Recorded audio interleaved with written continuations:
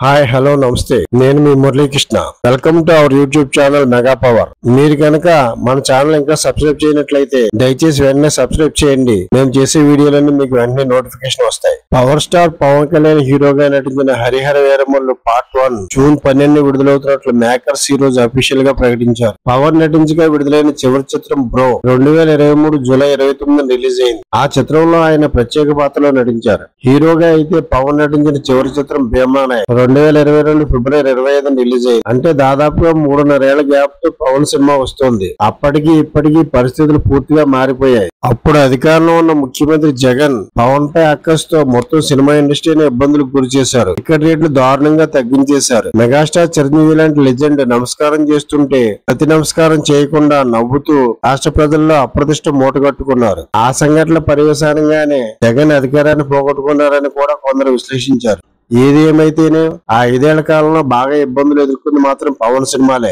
అలాంటిది ఇప్పుడు ఆయనే సాక్షాత్ రాష్ట్రానికి ఉప ముఖ్యమంత్రి జగన్ ప్రభుత్వంలో కాకుండా కూటమి ప్రభుత్వం సినీ రంగానికి పూర్తి వెన్నుదన్నుగా నిలుస్తోంది ఈ నేపథ్యంలో విడుదలవుతున్న పవన్ కళ్యాణ్ తొలి సినిమా హరిహర వీరమల్లు పవన్ సినిమా అంటేనే దానికి ఓపెనింగ్స్ మామూలుగా ఉండవు బ్రో లాంటి హాఫ్ బీట్ మూవీకి కూడా ఆ రేంజ్ ఓపెనింగ్స్ వచ్చాయంటే కేవలం పవన్ కళ్యాణ్ కారణం అలాంటిది ఇప్పుడు ఆయన ఉప ముఖ్యమంత్రి అయ్యాక వస్తున్న తొలి సినిమా వీరమల్లు దీనికి ఓపెనింగ్స్ మామూలుగా ఉండవు అది కాకుండా ఈ ఏడాది సంక్రాంతి చిత్రాల తర్వాత రిలీజ్ అవుతున్న స్టార్ హీరో సినిమా భారీ సినిమా వీరమల్లుని 5 నెలల గ్యాప్ తో వస్తున్న స్టార్ హీరో సినిమా కావడం వీరమల్లుకు అడిషనల్ అడ్వాంటేజ్ మరో అడ్వాంటేజ్ కూడా వీరమల్లుకు లభించే అవకాశం ఉంది ఏపీలో అధికారంలో ఉన్న కూటమి ప్రభుత్వం ప్రకటించిన పథకాల్లో తల్లికి వందనం రైతు భరోసా పథకాలను జూన్ 15వ తేదీలోగా అమలు చేస్తామని ప్రకటించింది ప్రభుత్వం ఆ మేరకు జూన్ 12న మహిళలు రైతుల ఖాతాల్లో నిధులు జమ అయ్యే అవకాశం ఉంది అదే జరిగితే వీరమల్లు కలెక్షన్స్ మరింత ఉధృతంగా ఉంటాయి 2020లో అమ్మఒడి పథకం వల్ల సర్లేరు నీకెవరు అలవైకుంఠపురం సినిమాలు బెనిఫిట్ పొందిన విషయం తెలిసిందే